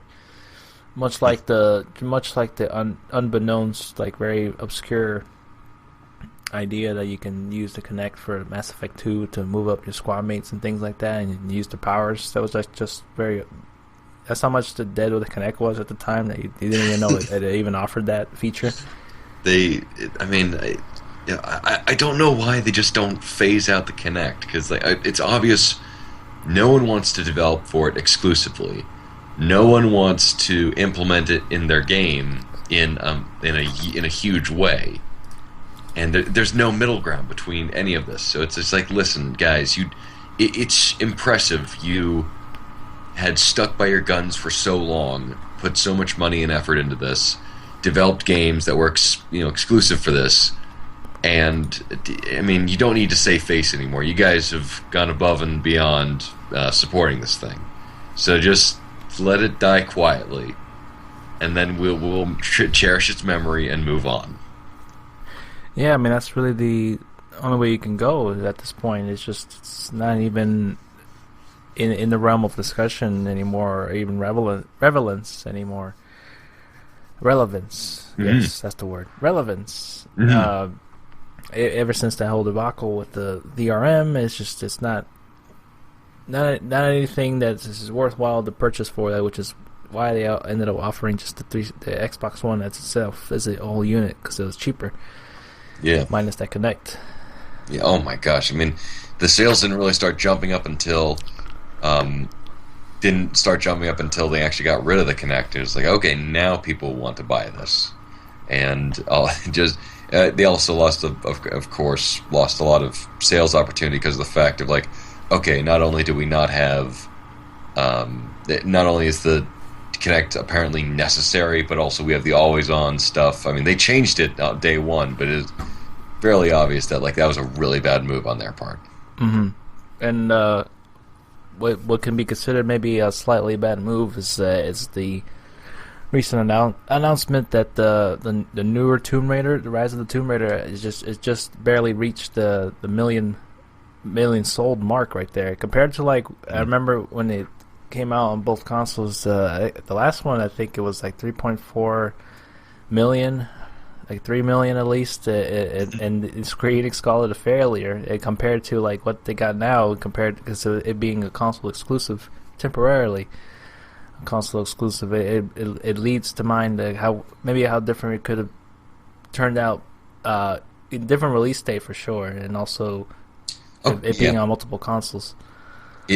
It being on, it's an interesting discussion about the exclusivity deal, because this is one of the higher publicized event of a developer paying for exclusivity for a game. I mean, before we had GTA 4 when they had Lost and Damned and Ballad of Gay Tony early on the 360 when they paid for exclusivity. This time around, it's for an entire game, and I understand. Okay, first and foremost, whoever decided the release date for Rise of the Tomb Raider needs to get slapped upside the head for thinking that they could go against Fallout 4 and not see their numbers hurt at all, because that was just stupid. That was like a just straight up grade A baloney, and it for their numbers, I am so sick and tired of businesses saying like we have only sold 1 million copies. This game is a failure. It reminds me of like the Resident Evil 6 sales numbers. It was like it sold 4 million or 6 million, and they were like, yeah, it hasn't covered our costs. It's like, well, then maybe you should not make a game that's so outrageously expensive. With Rise of the Tomb Raider, they're reusing the engine. They're not starting from scratch. I can imagine it's maybe a $35 to $50 million game. I mean, the problem is that we don't have our own version of Box Office Mojo, where it's like, okay, here's the production, here's the domestic gross, here's the international gross. Right. We're just like reading tea leaves and guessing at what this means. And I understand, like, yeah, it's an exclusive. It's not going to sell as well on just the 360 and the Xbox One because there's not you're cutting off your market in half at least by doing that. And once again, Fallout 4. What the hell were you thinking? And it's also the Star Wars Battlefront. You could have released it before, and you would have gotten a good sales from that. But whatever. The big problem is that you can't really see what the money. Like, I would like to see the over under on all this. Like, if it did cover back its cost, if it's considered a financial gain, and most importantly, if business heads are actually considering not making Call of Duty money as the indicator for whether or not it's successful, because that is just a toxic way of thinking. It certainly is, because it's, as we mentioned before, it's you can't really compare yourself to other bigger franchises like that. You can't really go into it expecting that much. It's just the same with like the movie industry as well. You just can't expect to be thinking you put in so much money and have it come back with the same result. You know, like John Carter. Remember that, John Carter? I mean, it's painful when it's a good movie and it's not financially solvent. And I'm trying to think of some really good movies that didn't. Dread, there's the one, where it was like a really good movie and it had a decent budget, but because of the advertising of Lionsgate, nobody knew it was even out. So it was like, okay, that's problematic. But for John Carter, it was a huge movie. It was never going to make that money back because it needs to be. And I think this was kind of the case with Star Wars. Well, there are other factors going in too, but it was a huge movie that was at least good. That like you would watch there, it's like, oh, okay, that was pretty good. I might want to go see that again. With John Carter, that was like, those special effects were good. This is the last time I will ever think about this film. And then that was it. It just, so many problems with that film. Anyway, what were we talking about? I got really depressed because I was thinking about John Carter. It was just more of the fact the expectations are set a little bit too high for games that may have maybe a higher budget than they probably should have. You know, much to the effect of, you know, Tomb Raider is the example that is mentioned before with the previous game. Square Enix saying that didn't sell was a failure because it didn't sell enough, and it was, I mean, 3 million. You'd be lucky to sell 3 million games nowadays. It's I mean, I think that's pretty good. It's just they put in too much money, as we mentioned before. I genuinely would like to know whether or not they put in too much money, or if it's because they wanted a really high number of copies sold, and it's especially troubling because there's no real clear indicator of how much money they have put in and how much money they were expecting from the get-go and how much money was actually gained. And I just wish that there was actually a Box Office Mojo version of video games, and it just and then they shut it down because I think there was a law that was passed that you don't need to, if you're a video game company, you don't need to actually reveal how much money you put into the product and how much money you got out from it. So now companies have a huge control over how much money the common folk thinks that they have made and they have earned, because they can essentially the only thing, the indicators that are coming out are when they admit it to the media of how much it's sold. Right. Yeah, it's just one of those cases where you gotta figure out the budget and not spend too much on something that may not get a whole lot of return. It's just not expecting too much high of a standard. That's really where it all comes down to it at this point. Mm-hmm.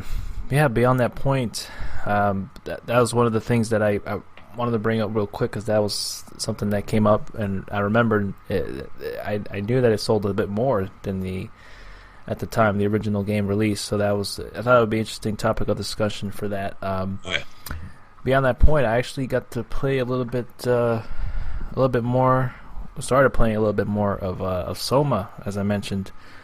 Oh yeah, mentioned to you. I got it for $20. $10. That's a pretty good price. I felt like I felt like I had to get it, because I don't think I had to get it any cheaper than that, since it's originally $30. Good opportunity for the most part, but it was on sale for the holiday sales on the PSN.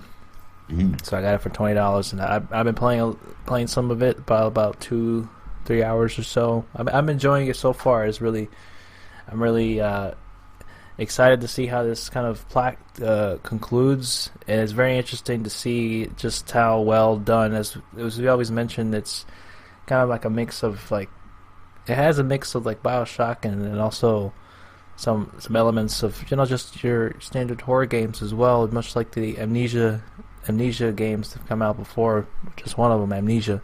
Mm.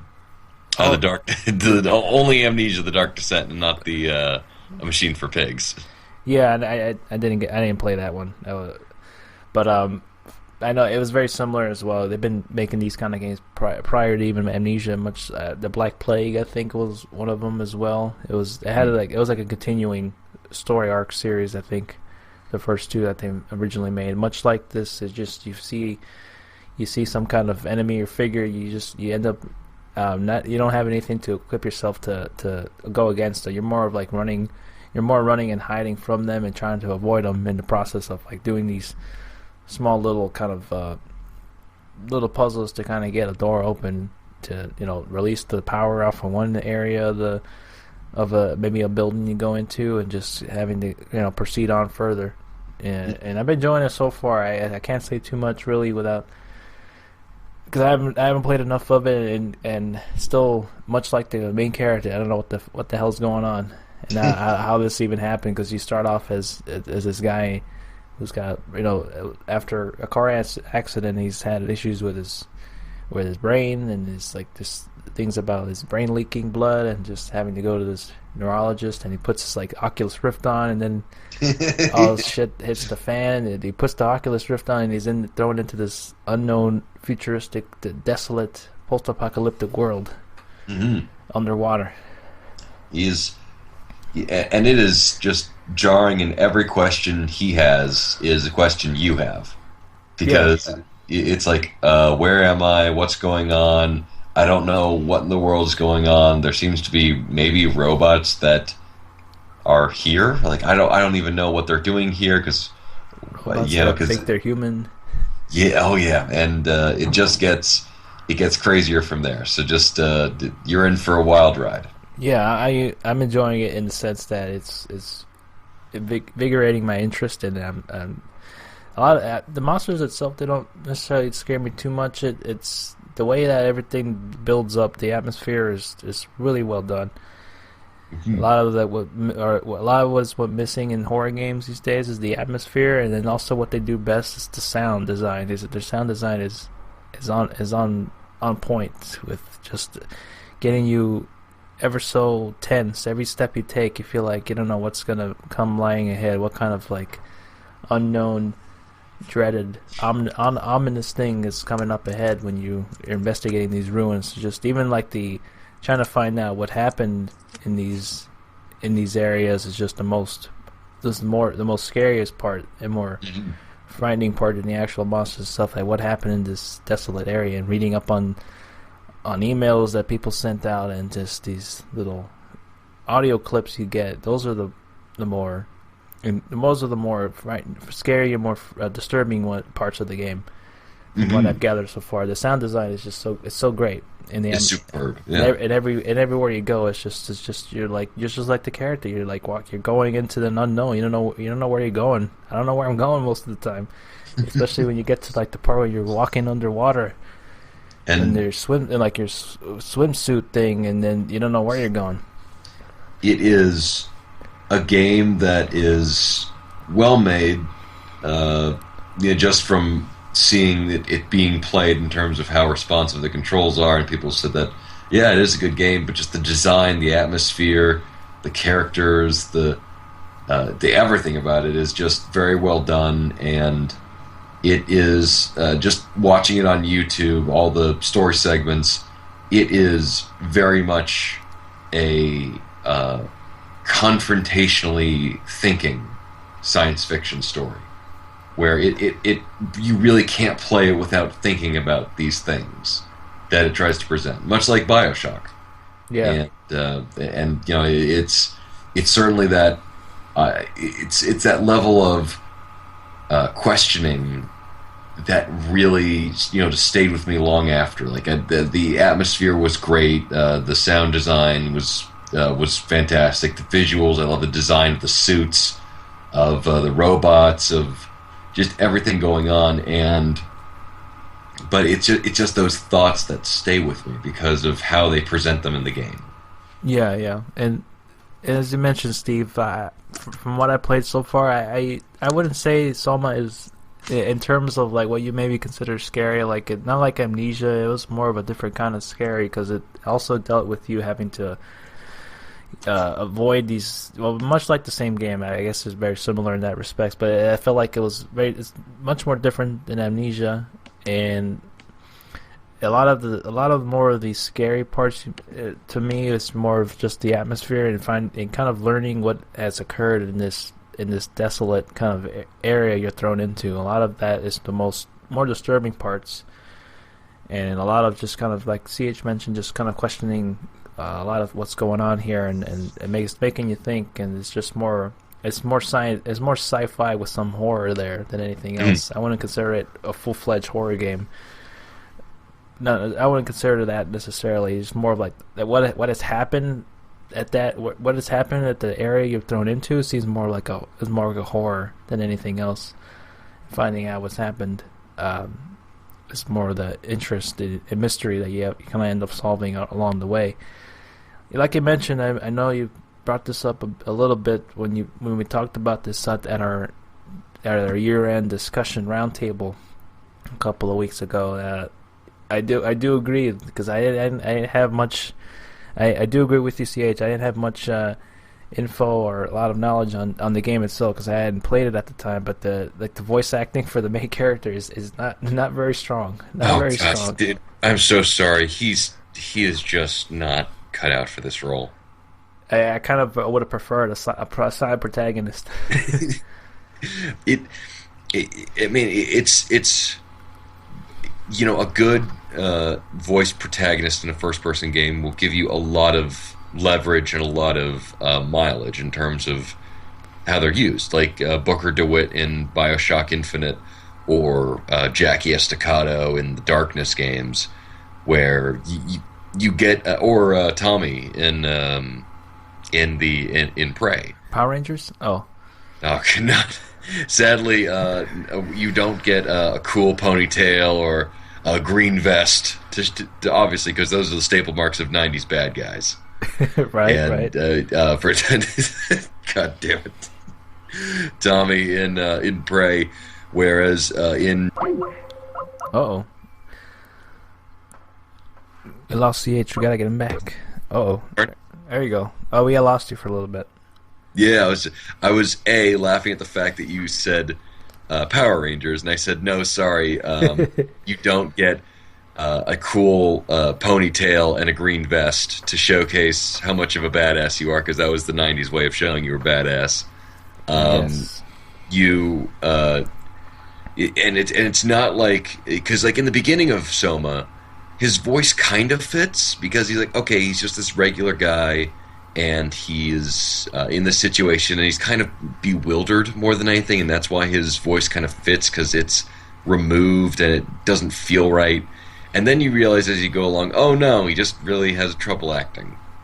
And so yeah, I mean, it's not a huge deal breaker, but I feel like it maybe would have made the game a little bit more enjoyable if the voice acting was a little bit more up to par with was kind of everything that's been going on so far.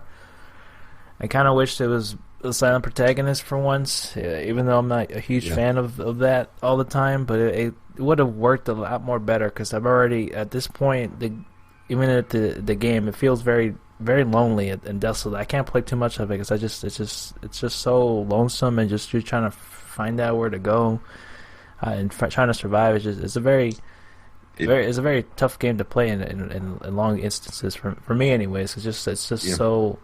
Just even the atmosphere, like, it's just so well done. It's just so desolate. It's depressing and it's lonely, and yeah, even more so than BioShock, where it's just so beaten into you that the world is dead, and what's left is just, you can barely consider human, and it is, or even alive, and it's very depressing. I mean, it's not a fun sci-fi game, and I give them credit to in terms of how far they're willing to go with that concept, but it's kind of stretched out a bit too long, especially in terms of the monsters, where you know, it's almost better. It would almost have been better if it was just kind of a walking simulator, where it was just like you get to explore the world and these characters, and maybe come across the monsters, but don't really fight them since they're not narratively that well explained.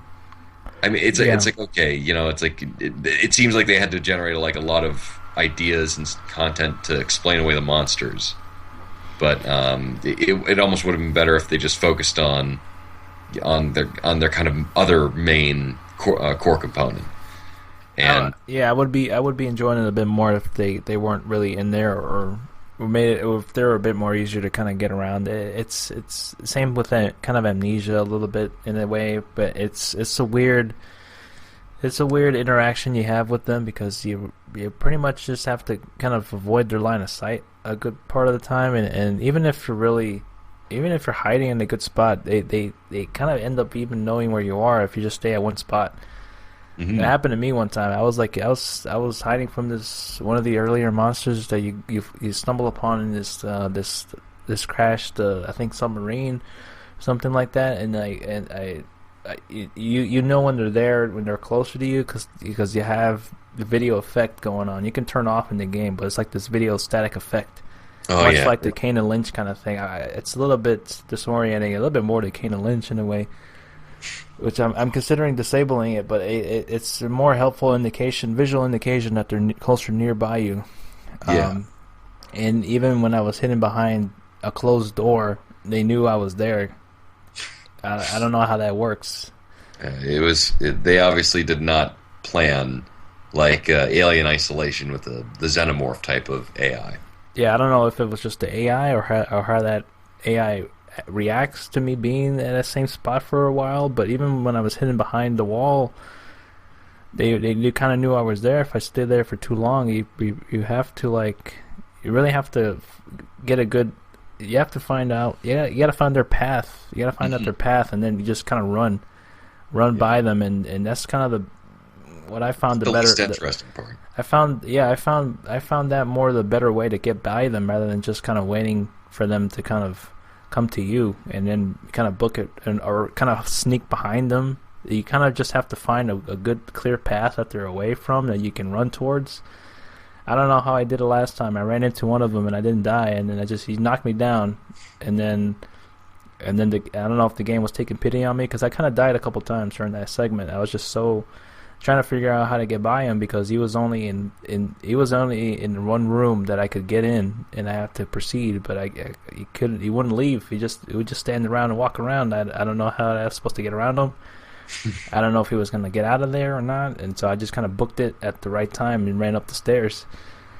It, it's maybe becoming a crutch with a lot of horror-esque games where it's like, okay, now you just got to run away from the monster. Whereas, you know, at least in something where it's not as engaging as just being able to actually not combat it, but to more easily evade it. Like with Alien Isolation, for instance, you have different tools to distract it. You can eventually get a flamethrower to scare it away. And with here, it just seems to be like, okay, now you're just running away, run away, hide, and then wait for it to leave. Yeah, it seemed it's become a little bit of that segment for sure was definitely a crutch on me from proceeding and kind of wanting to find out more what happened here in this game, Mhm. and I wish it would be a little bit more easier to just easily evade them because it makes it harder and becomes more of a trial and error kind of thing, and it comes to the point where you're not scared or really tensioned anymore. You're just more annoyed than anything else because it's not too hard to die in the game. I have that a lot, but it's more of the sense that you have like another chance to be able to out pursue them. They knock you down once, and then you're injured, but you're very disoriented, and you rock and run very slowly. So it's very hard and disorganizing, which is intended to be that way. But it's very frustrating at times to run away from them, and you have a blurry vision. And it's already hard enough to kind of know where you're going, and you end up running into a closed dead end, and you have to plan out your routes. Like I had to do that. I had to do it from a checkpoint, and I had to plan out where am I running and where am I going, in order to kind of avoid getting killed by the monster, because you really have no idea where you're going, and by that point, when you do this multiple times, you lose that tension and enthusiasm to do this and kind of proceed on. I wish it was a little bit more simpler that way. It would have been a lot better if they made it easier for the AI not to catch you that easily, and being able to avoid them easily. Or like you mentioned, I would have preferred just kind of not even have to interact with them, and just kind of more walk around and explore this desolate area of what happened. I would have enjoyed that probably a little bit more. Yeah, I think that's everyone's biggest criticism. Is just like the monsters. That feels like the most forced gameplay perspective, whereas a lot of people would have just been happy exploring and listen to the stories and listen to the characters. And yeah, that would have been a good avenue. I would enjoy more of a Gone Home approach. Yeah. That still gotta finish Gone Home. It's been a while. Yeah, it's not even not very long game. No, but I will make it a long excursion. Yeah, it's just something like that where you just kind of you find out through the environment kind of what's been going on, and you kind of summarize the overall experience and put a story together. That one is a bit more interesting to me with this game if they would have done it that way. Mm-hmm. But they're very much known for those high tension run away from monsters. Not in the norm of horror games, which I respect, but also it seems to be with this particular entry so far. It's been a little bit of the crutch of that game as well. At the same time, it's still enjoyable. I will still try to get through this. Get through the parts that I'm not a huge fan of with the monsters, and just to experience what's been going on over here, and where the hell. How did I get to this point from the Oculus Rift into this game? Maybe it's an Oculus Rift simulator that the character's in. Maybe it would just be like it ends up with you popping the Oculus Rift off. It's like, listen, dude, I'm not sure how this is going to cure my aneurysms, but I wish you all the best. So I'll see you later. but beyond that point, I will pursue. We'll pursue the game further and to see it to its final end. I want to do that. I want to finish it up and kind of give my final thoughts on what the thoughts and messages maybe will be given across, that, as you mentioned before, that they did so well. I just hope I can get through those points, because I'm not enjoying the last part. I wasn't really the second monster encounter that I've had. I wasn't enjoying it too much with that part I was mentioning. But the one before that, where you encounter like this other enemy, kind of reminds me like a Big Daddy, but that one wasn't too bad. It's hard not to bring up the comparisons to BioShock, because it's an underwater city sort of where people kind of left for a last bastion of hope, and it is filled with monsters of mankind's own creation, sort of, and it's this undersea super miracle drug or slime that will change people, and it's all dark and depressing, and it's supposed to be like psychological horror at times, and to make you think.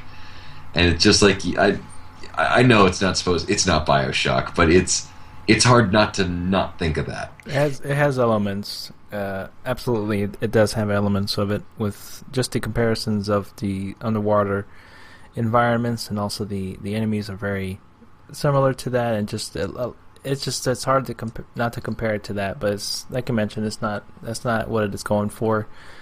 I don't know. It probably does play a little bit better on the PC compared to the PS4. There's some segments there where the frame rate drops really bad. I think that's usually after some part of the game loads or saves. It drops pretty kind of bad in frames a couple seconds afterwards. Mm-hmm. And I don't know if what you've seen so far. I don't know, because I know in Amnesia that was much more like this, where you run and hide from enemies, and you have the opportunity to actually as you're running from them to turn around real quick and close the door on them, and then they'll slow them down so you can run and hide somewhere, and they'll break the door down too. I don't know if this is kind of the same where you can do that. I can't really risk and do that on the PS4 because unless I change the sensitivity, I don't feel that it's really made that well for you to turn around real quick from running from this enemy to close the door, because it's a little bit finicky when you interact with items like opening drawers and stuff. It takes a little bit a second longer than doing it on a mouse and keyboard, obviously. So I don't know if you have encountered this, if it's better to do that, to try to do that, to close the doors on some of these enemies you're running from. I'm sure it'll help, but I don't know. I can't risk it for the PS4's sake on a controller. I have not played the game, but I did see a good through the story segments that people did to try to close doors, and it was fairly frequent. So I would say probably closing doors is a good bet, or at least, maybe it would be a little hard since you would have to start back at the checkpoint, but to maybe experiment and see if it's better. Yeah. I'm sorry, I haven't played it, so I don't have that frame of reference. No worries. Just from what you've seen, I was just wondering if you've seen that a lot. I will try it at a checkpoint, just maybe as a test before I encounter anything. I'll try it. I may have to change the sensitivity on it on the game, maybe for it to be a little bit more comfortable and feel more confident in doing so. Because I know that has to be a better way to do it. Because I know if that was the segment I got stuck on the most, and it would have been probably better for me to, less stressful for me to just be able to run ahead of them and had a chance to close the door. But I just feel like doing it on the controller, maybe my sensitivity is off, but it just seems like it would take me a little bit longer to do it than just actually running, keeping ahead and running ahead. And you always know that phrase from what Shorty said in Scary Movie, never look back. I like that Scary Movie is going to be our frame of reference for understanding gameplay mechanics. Yeah, I know. That's I had to bring it up. I mean, that's the way. Never look back. and I looked back and I ended up getting killed. No, wait a minute. Are you killed, or are you sent back to? Is it kind of like the Vita Chamber in BioShock, where you're sent back to a starting point? I don't know how well the person played when you were watching, but you can die in the game. That's for sure. But when you're at full health, the little, those items you encounter in the world where you put your hand in, it's like a butthole. It's a good frame of reference.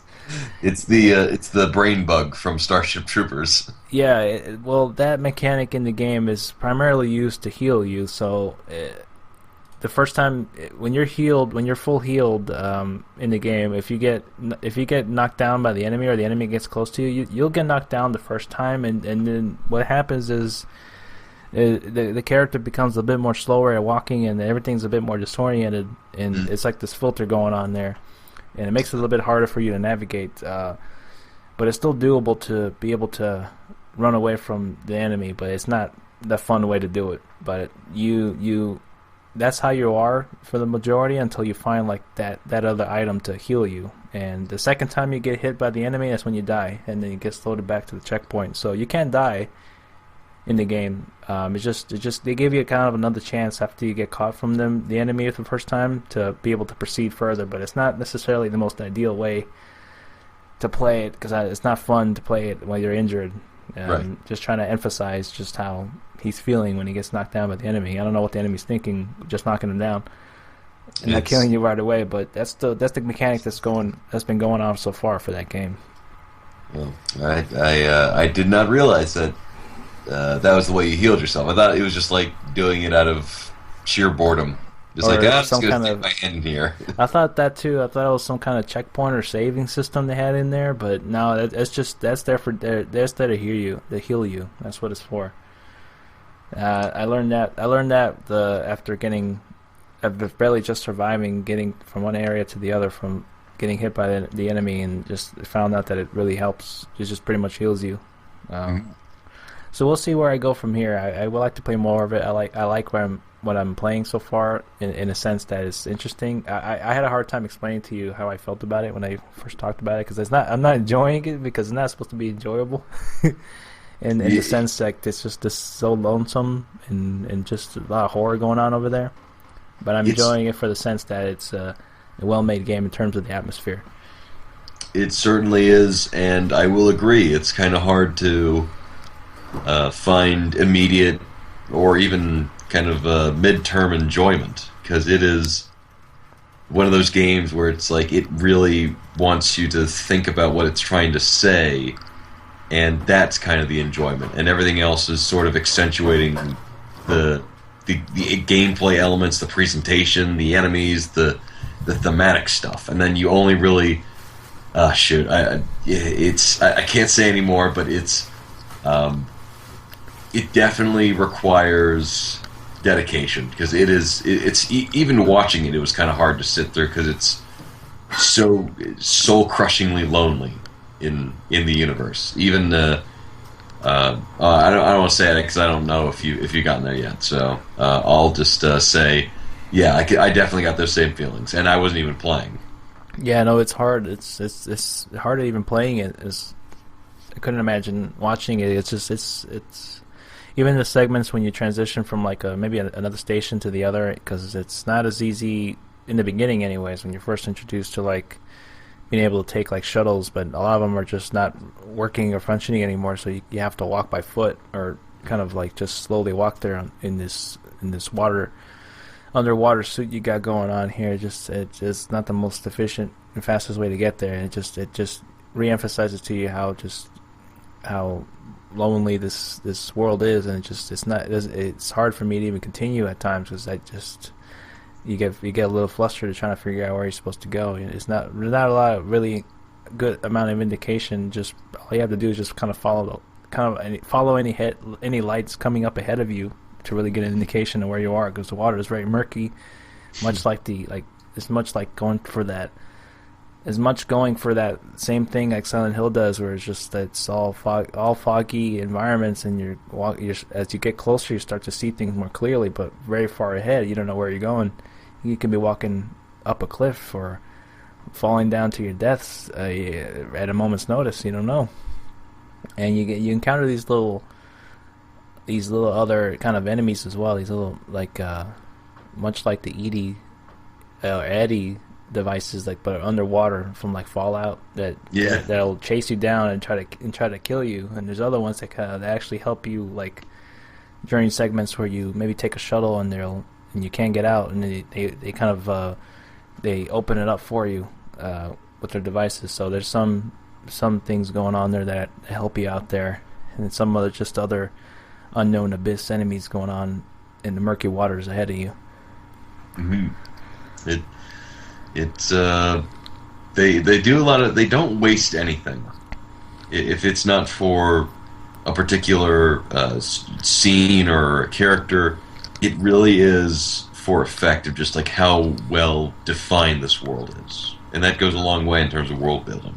Yeah, they've always been really good about that, even with the previous games, with Amnesia and then Black Plague. They've always been good about setting up a world and atmosphere. That's always what I've enjoyed about them the most, and sound design is always on point there, even with such a minimalistic kind of score or soundtrack going on in the game. That just makes it even that much more of a lonely state to be at playing this game, and especially in the dark is the way to play it.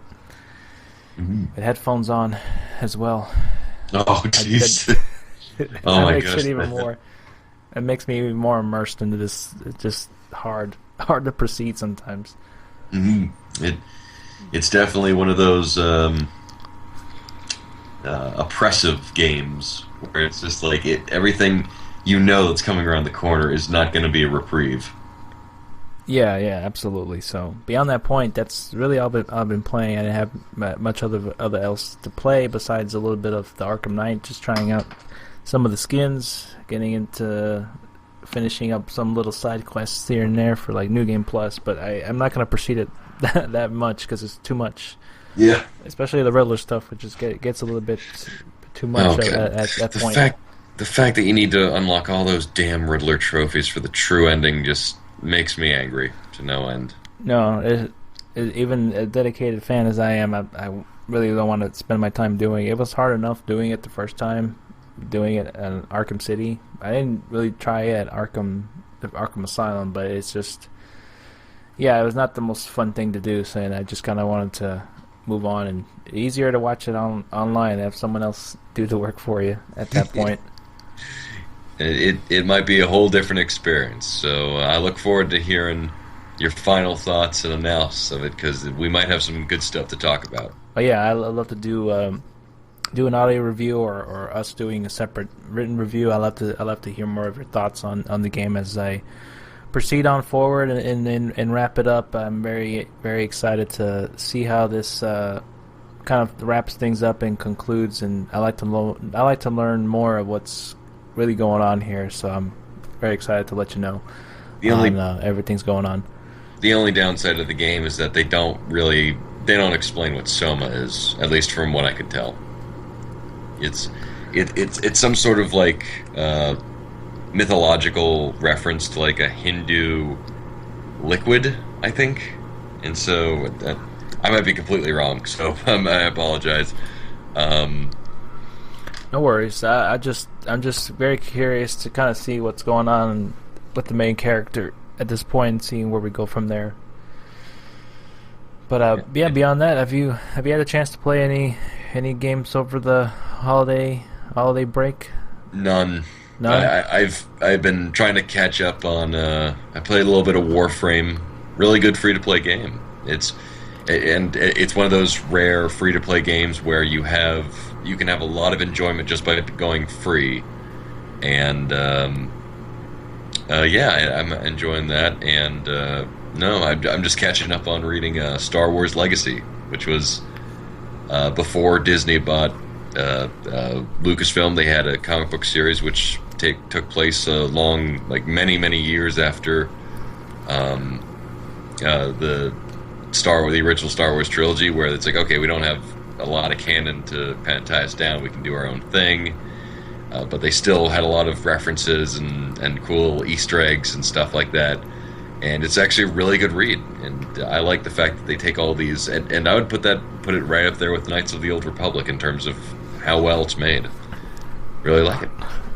I know that's been a point of contention for criticism, anyways, with Disney kind of ignoring a little bit of some of the lore that's come out of Star Wars in terms of like the comics, or like you mentioned the Old Republic, and some of the books getting kind of, I guess, not mentioned or retcon out of like what's been going on now. It's just kind of unfortunate because I know a lot of people really enjoyed some of the Star Wars books that have come out even prior. I mean, after the success of the movies, and just after being everybody being so let down with some of the kind of how the prequels turned out. There's so much other great lore to get into in terms of what's been going on in the books or in comics.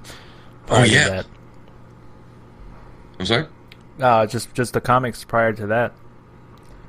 Yeah, it's the comic book stuff with Legacy, the video game stuff with Knights of the Old Republic and the Force Unleashed and Republic Commando, and even the TV stuff with Star Wars Clone Wars was like everything else except the movies was apparently doing very, very well. Right. And very well received, and there was a lot of good Star Wars content to be had, and it's kind of a shame that all of it's kind of gone in a blink of an eye because they really spent a lot of time to developing it.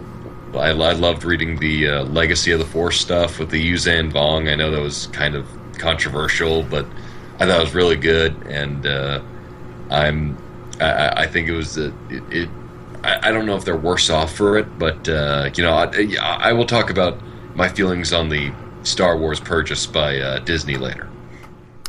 Absolutely. So beyond that point, my good man, that's pretty much all I have. Just kind of discussed that. I kind of wanted to get off my chest a little bit with you, just to kind of summarize a little bit. Even before we talked, we went live. Which, kind of summarizing a little bit of kind of what I've been up to for the New Year's and Christmas time off what we had, and just kind of overall what we've been playing, and just kind of other random awesome shenanigans chats we have. So beyond that point, unfortunately, I don't have any questions submitted for the podcast as of yet of this year. So I wanted to, pretty much just let you know of that, folks, and let us know what you think of our get together podcast we did with the BGB. It was a hell of a lot of fun time to be able to talk about all our favorite games of the past year that we've had the pleasure of playing, and just kind of what we were really expecting for this year. I can't even say next year anymore. For this year, in terms of like games, and also hopefully some practices that we are not too fond of, with like these season passes and becoming the new online passes nowadays. We're very hoping that it changes a little bit better for the year at least, and it's not as outrageous or gratuitous and money grabbing, pretty much, with just how much content is kind of left out sometimes, with not even being a part of the game, and with the DLC being there. Oh yeah.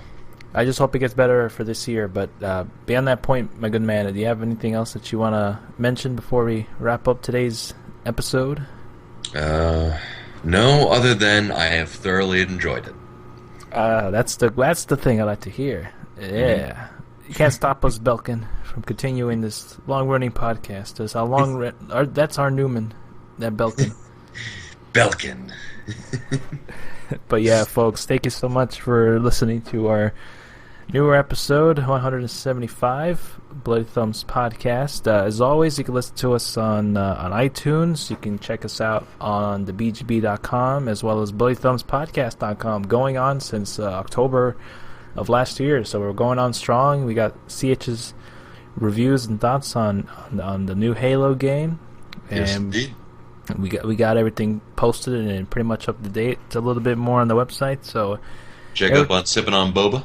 Sipping on Boba. It's we got to get back on that, but we'll be putting up some of the content there very soon. I appreciate all you guys' support for this, and if you guys are interested, I put up a little quick blog, since I wanted to put something up for the site, since we hadn't had much content going on, just due to the fact that we've been busy with celebrating the New Year and Christmas with the family and everything else we had going on. I just put up a quick little short, kind of my thoughts on me getting the turntable vinyls and everything like that, which is kind of summarized to what I talked about earlier with you. But if you want to check it out, it's a small little interesting read on my perception and thoughts of the vinyl so far, and I look forward to discussing that more and checking out some newer music here and there for vinyl. And I'm very excited to own physical media, listen to music on physical media, which has always been something I've always been interested in.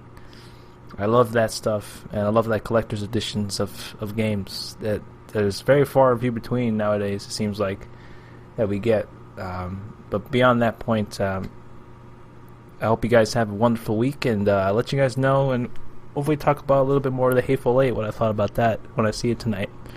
You've got it. I'd love to hear your impressions of it. And also, you got your Sherlock Holmes Crimes and Punishments videos up on the website. Yeah, I finally got to finish that game, as I brought up to you before. I want to play the ones for the PC as well, that the Frogware developer made for that series anyways, the Sherlock Holmes games. It's actually, I believe it's still, I think it's on sale for Steam, so I might get it pretty soon. I'll be a fool not to. It's like $2 on Steam for that Sherlock Holmes versus Jack the Ripper game. So oof. If you like what you see so far from that walkthrough I did, and I think you probably would enjoy that Sherlock Holmes game for cheap on Steam. It's there's that going on for it, and then previous games they made for Sherlock Holmes. So I'm very excited to play some of that after I wrap up some Soma, and hopefully one day I'll wrap up the Bloodborne DLC.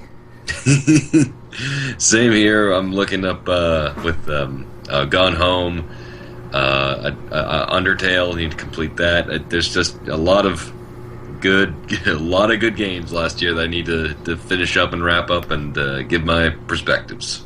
Well, I'm very excited to hear some retrospective thoughts on that, because I love discussing games that maybe we didn't play the year before this year, so that's always fun. Give us something to talk about. Yeah, absolutely. So, beyond that point, thank you so much, everybody, for listening to episode 175. I'm Splinter47. We'll be signing off, and we'll see you guys on the next one. Yeah, I am CH Gorog. I will see you all later. Thank you, and goodbye for listening.